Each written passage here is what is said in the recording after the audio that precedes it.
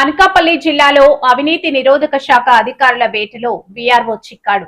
రైతు భూమి మ్యూటేషన్ కోసం 3 లక్షల రూపాయలు డిమాండ్ చేసిన వీఆర్ఓ అడ్వాన్స్ గా ₹1,50,000 తీసుకుంటూ రెడ్ హ్యాండెడ్ గా పట్టుబడ్డాడు.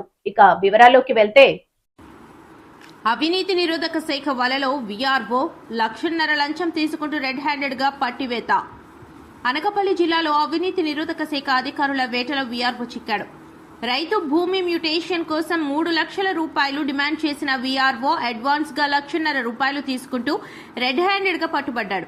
వివరాల్లోకి వెళితే అనకాపల్లి జిల్లా బుచ్చయ్యపేట మండలం పి భీమవరం గ్రామానికి చెందిన వీఆర్ఓ పోతల శంకర్రావు ఒక రైతుకు చెందిన 3 ఎకరాల భూమి రీసర్వేలో వేరొకరి పేరుతో నమోదైందని సరిచేయడానికి 3 లక్షల రూపాయలు కావాలని డిమాండ్ చేశాడు. ముందుగా ₹1,50,000 అడ్వాన్స్ గా ఇవ్వాలని ఒత్తిడి తెచ్చినట్లు సమాచారం. దీంతో బాధిత రైతు అవినీతి నిరోధక శాఖ అధికారులను ఆశ్రయించాడు. అధికారులు ప్రణాళిక ప్రకారం ఈ రోజు పి భీమవరం సచివాలయం వద్ద రైతు డబ్బులు అందజేస్తుండగా వీఆర్ఓ శంకర్ రావును రెడ్ హ్యాండెడ్ గా పట్టుకున్నారు. ఈ దాడిలో డీఎస్పీలు హర్షిత, రమణమూర్తి మరియు సిబ్బంది పాల్గొన్నారు. వీఆర్ఓ వద్ద నుండి ₹1,50,000 స్వాధీనం చేసుకుని కేసు నమోదు చేసినట్లు అధికారులు తెలిపారు. ఈ ఘటనతో స్థానికంగా కలకలం రేగింది. భూ సంబంధిత వ్యవహారాల్లో అవినీతిపై అధికారులు మరింత నిఘా పెంచనున్నట్లు వెల్లడించారు. మన యాంటీ కరప్షన్ బ్యూరో తరఫున హర్షిత నిన్నే డిఎస్పీని, తర్వాత రమణమూర్తి డిఎస్పీ గారు ఈరోజు ఒక ట్రాప్ జరిగింది.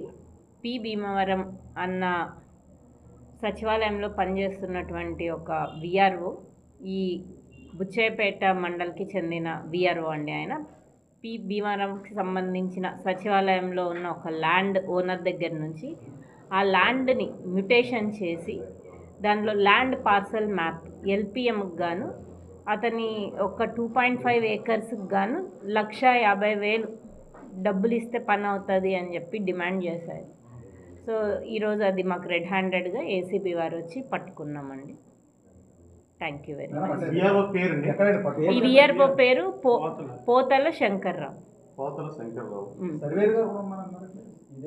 ప్రజెంట్ అయితే ఆయన వీఆర్ఓ గానే 2008లో రిక్రూట్ అయ్యారు. అది కొంచెం కాన్ఫిడెన్షియల్ అండి, ఎందుకంటే కంప్లైంట్ ఇచ్చిన వాళ్ళ డీటెయిల్స్ బయటకు పెడితే వాళ్ళకి ప్రాబ్లం అవ్వచ్చు కదా ఫ్యూచర్. ఏమండి? ₹1,50,000.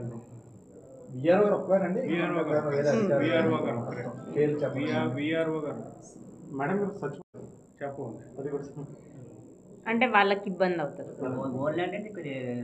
Own land.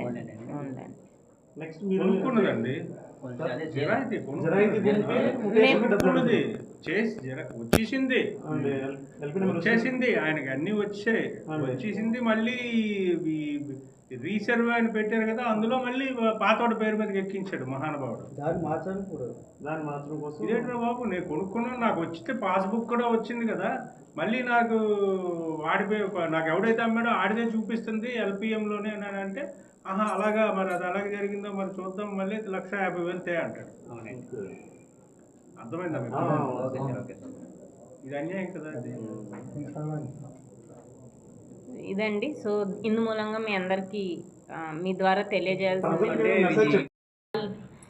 గవర్నమెంట్ సర్వెంట్స్ ఎవరైనా కానీ వాళ్ళు చేయాల్సిన పని చేయడానికి ఏదైనా అడిషనల్గా బ్రైబ్ అలా అడిగినప్పుడు 1064 అన్న టోల్ ఫ్రీ నెంబర్కి అప్రోచ్ అవ్వచ్చు, లేదా ఏసీబీ ఆఫీస్కి డైరెక్ట్గా రావచ్చు.